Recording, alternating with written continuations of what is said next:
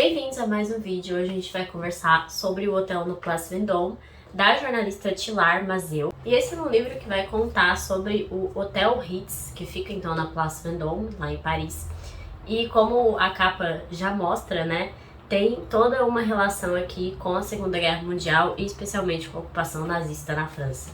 Porque a ocupação nazista na França teve uma certa colaboração de parte da população francesa, o que muita gente tenta apagar até hoje na história, e ao mesmo tempo teve essa resistência de muitos franceses, muitos parisienses, enfim, e é isso que a autora quer explorar aqui nesse livro, porque existem muitas histórias de resistência que às vezes são um pouco floreadas demais, e ao mesmo tempo tem toda essa tentativa de apagar a história das pessoas que colaboraram, seja com o Vichy, que foi o regime colaboracionista direto aí com o nazismo, seja como os próprios soldados alemães que ocuparam Paris lá por volta de 1940. Por isso então que o subtítulo do livro aqui em cima, Vida, Morte e Traição no Ritz de Paris.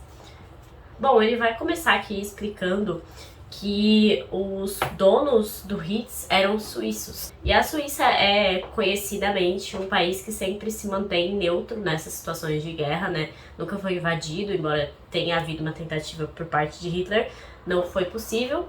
E a Suíça, então, era um país neutro e os suíços tinham essa facilidade, tanto por saberem falar alemão, como por conta dessa neutralidade. Então, havia a possibilidade de manter os seus comércios, as suas indústrias, enfim, em funcionamento. E por isso que logo aqui no começo do livro vai contar que a dona do Hotel Ritz perguntou ao ministro francês Georges Mandel, que também era cotado para ser o possível primeiro-ministro aí da França, se ela deveria manter aberto ou não o hotel. E ele vai falar que ela não teria outra opção além de deixar aberto, e se ela fechasse o hotel, o prédio seria requisitado, e aí ela jamais recuperaria o hotel novamente.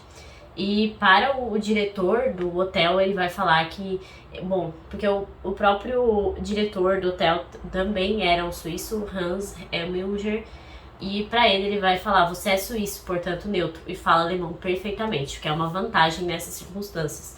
Seu hotel sem dúvida será ocupado pelos alemães quando eles entrarem em Paris, e eles vão respeitá-lo por causa da sua presença e neutralidade. E aí foi por isso que o Hotel Ritz permaneceu aberto, e o governo fugiu. Mandel foi para o sul com o Charles de Gaulle e um quadro de ministros importantes. E aí o hotel permaneceu aberto, recebendo inclusive soldados alemães que ocuparam praticamente metade do hotel na época.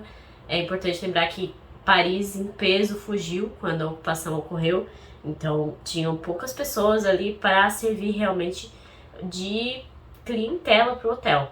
Então, eles receberam muitos soldados alemães. E esse livro me deixou muito reflexiva nesse ponto, porque é fácil você julgar hoje dizendo que foi um erro ter permanecido aberto, ter recebido esses soldados.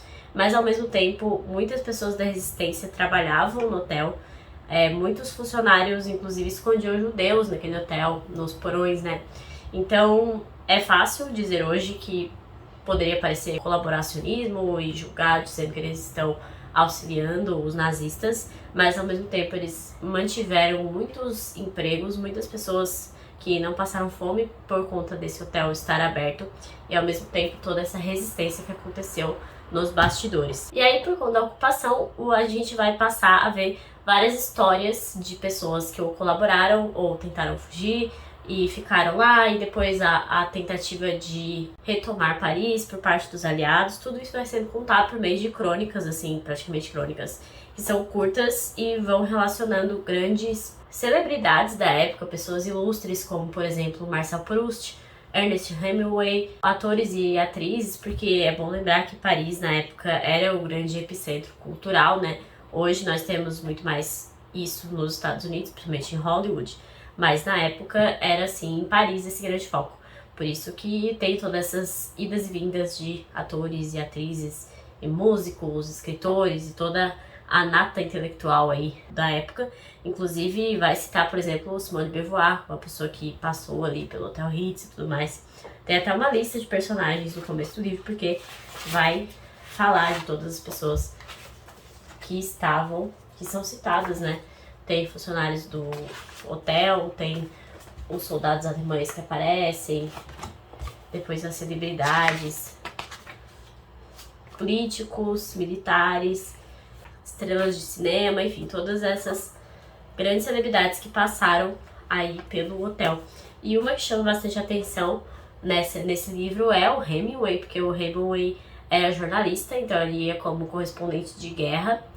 E também o Robert Capa, que foi um grande fotógrafo, né, de guerra, inclusive morreu numa situação dessas.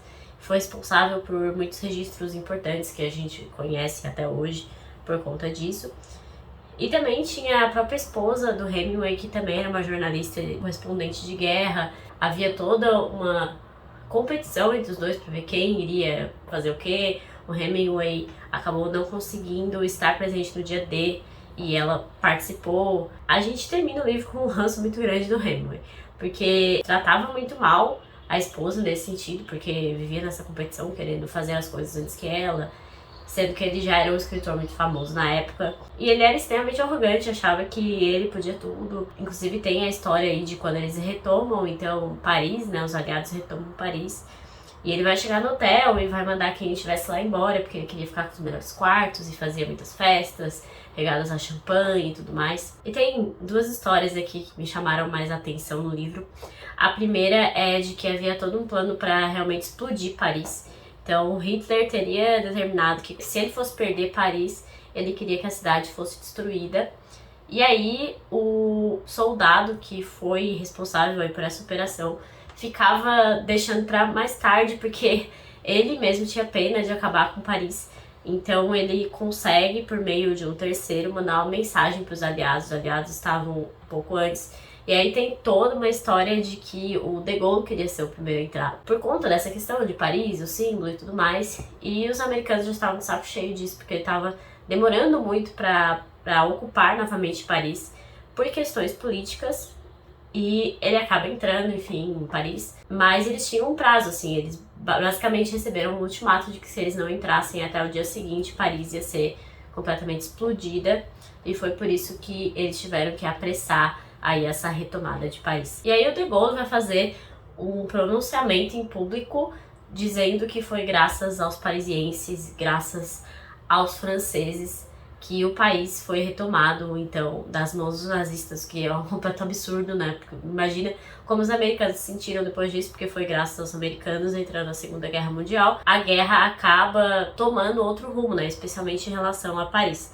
Mas, enfim, franceses, parisienses, tudo normal. Só fiquei com mais ranço depois de ler esse livro, tem esse problema.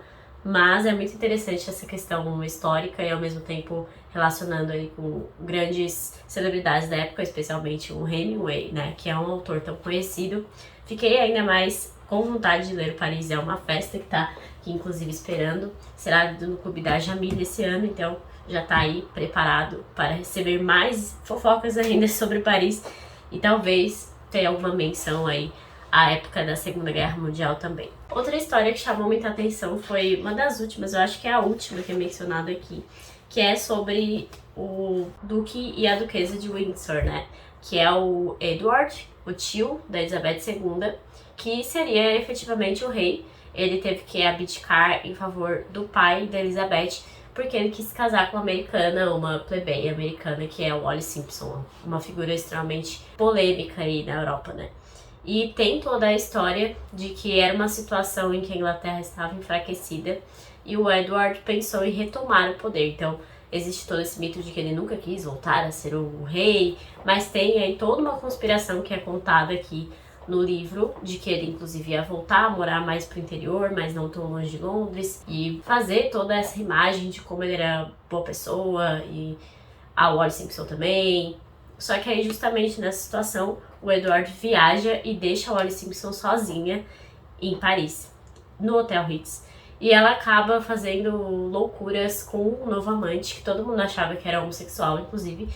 E acaba saindo em todos os jornais e coloca o plano do Edward completamente para água abaixo. A Wallis Simpson foi uma grande pedra no sapato aí da família real britânica, mas de certa forma foi bom, porque assim, a Elizabeth II foi a rainha da Inglaterra, afinal, por tanto tempo. E o Edward era favorável a fascistas, a nazistas, tinha inclusive amigos e era quase que um colaboracionista. Ele só não colaborou diretamente porque a família real inglesa simplesmente mandou que ele saísse da Europa, que ele não ficasse na Europa naquele período, justamente por conta de toda essa indisposição. Então é uma figura bem polêmica aí na família real. Embora seja esse livro aí que tem mais fofocas e conta sobre, por exemplo, uma atriz que acabou tendo um amante alemão, um amante soldado, e que pensou em fugir com ele, e depois é perseguida pela polícia e pela própria população, mostra muito como a própria população julgou e executou as penas para essas pessoas que foram colaboracionistas dos nazistas, mesmo que indiretamente, mesmo que simplesmente por ter um amante, e eles fizeram coisas horríveis com as mulheres que eram amantes de soldados. Ele tem também essa questão histórica que ele vai explorando aos poucos e que te deixa com mais vontade de estudar sobre a Segunda Guerra Mundial. Por exemplo, vai contar sobre como os jornalistas britânicos descobriram, os jornalistas americanos, na verdade, os campos de concentração nazistas, né? Então, os correspondentes americanos chegam lá para registrar tudo aquilo e é um horror absurdo. E é até assim meio contrastante, porque eles contam as festas de quando Paris foi retomada e a 1 hora dali eles estavam descobrindo campos de concentração, porque inclusive tinha campos na própria França.